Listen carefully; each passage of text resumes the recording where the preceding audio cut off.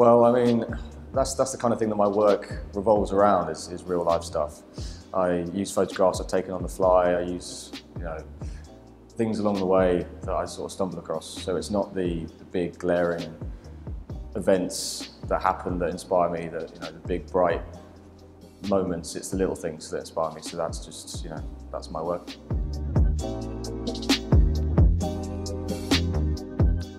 I think it has the potential to be, but because I'm still a student, I still have that social element in the course. I've still got people around me all the time, 100 people every day. But I quite like the idea of a romantic loner, that sort of old traditional style of a person sitting locked up in his studio in the dark, making art. But I don't think it's not really fitting to the time. You kind of need to keep that social element up. And I've got a few people in my studio at the moment back at university that we all sort of work together very well as a group, as a three, and we sort of bounce ideas off of each other. And you sort of need that. I think you need to keep that going. So we decided as soon as we leave university, we're going to try and get a studio as soon as possible to keep that sort of conversation up.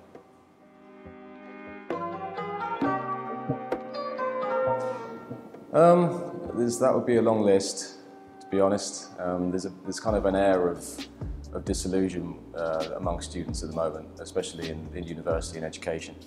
But I think the main one for me would be the dishonesty of it. A lot of the time there's such an overblown quality to it sometimes.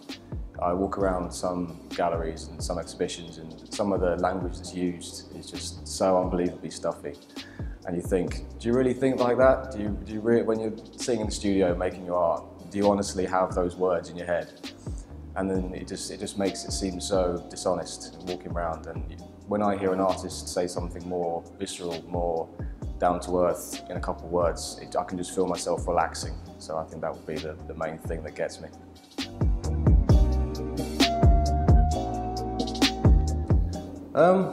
Dream project for me, I gave this a bit of thought. I think probably the main thing for me would be building my own studio, I would say. If I had the ways and the means and the money and the reason to make my own studio and the guys to share it with, I want to get some raw materials, some wood, some concrete, find a bit of land and make a custom-made studio, and all the tips and tricks we've learned over the course, over these 3-4 years, we'd bring in all those workshops and be able to make everything ourselves from scratch and be self-reliant.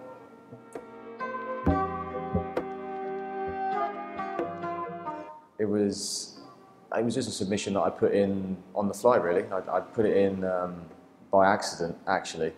I typed in my little application, put a few images in that I thought were, best representing of me, and submitted it, clicked submit, thinking it would come up with a, are you sure you want to submit section, and it just sent it through. So I was like, okay, I've screwed something up, and I just sort of forgot about it, and went back to the studio and did my thing for a few weeks. And then it came back and they said they wanted me on the show. So that was fantastic. So me and my dad, it was just me and my dad the first time in the heats. We went up to Teesside, so a massive, massive trip. From here, we went up to Birmingham, stopped over at my brother's place, and then did another trip the next day all the way up to North Yorkshire in Teesside, or north of Yorkshire. And spent a whole day, massively fast-paced environment with celebrities and cameras everywhere and all kinds of things going on. But because it was such bad weather, it was a sort of level playing field, because everyone was uncomfortable. Nobody knew what happened. So everyone was sort of asking each other. There was no power differential. So it was sort of an issue for everybody. It was quite cramped up, so we had to sort of walk around each other and give each other space. It was a sort of constant battle with whatever was happening outside, but it was fun, and I'm definitely proud of the most of winning the only heat ever to be filmed indoors. That's my claim to fame at the moment. And then the semis was completely different. It was probably the most different it could be from the heats. It was, instead of a dirty, kind of interesting, wet, salty boatyard, you had this ridiculous, perfectly prim cut lavender field, which isn't really my thing, but I did it my best, and I stick with my guns in terms of the materials and the way I did it. And for a little while I thought that might have counted for me, but in the end I don't think that was really the thing I should have been doing. So I didn't get further than the semis, but it was a great experience, and I've got a few commissions from it, and obviously this exhibition here is a great sort of next step. So yeah.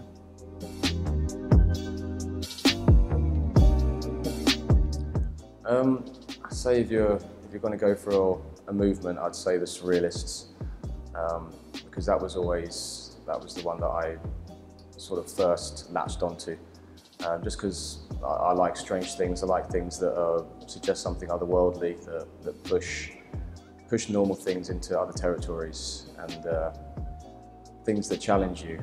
And when I was walking around the Poetry and Dreams sections in the Tate when I was younger, for quite a while actually, I did favour that one quite a bit. I spent a lot of time in there. I used to just walk around and see these amazing images, and I could see that there was an honesty to what they were doing. And they did it because it was silly, or they did it on impulse, and they weren't afraid to show their vulnerabilities. It was strange and screwed up, and some of it just made you deeply, deeply concerned for whoever was painting it. But it was just it was a display of everything wrong and everything good and everything bad and ugly about the human mind and human consciousness. So there was no pretense to it. It was honest.